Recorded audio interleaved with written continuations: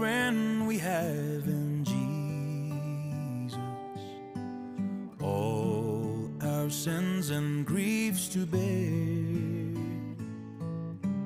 What a privilege to carry everything to God in prayer.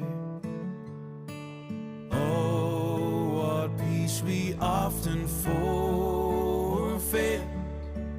Oh, what needless pain we bear. All because we do not carry everything to God in prayer. Have we trials and temptation? Is there trouble anywhere? We should never be discouraged.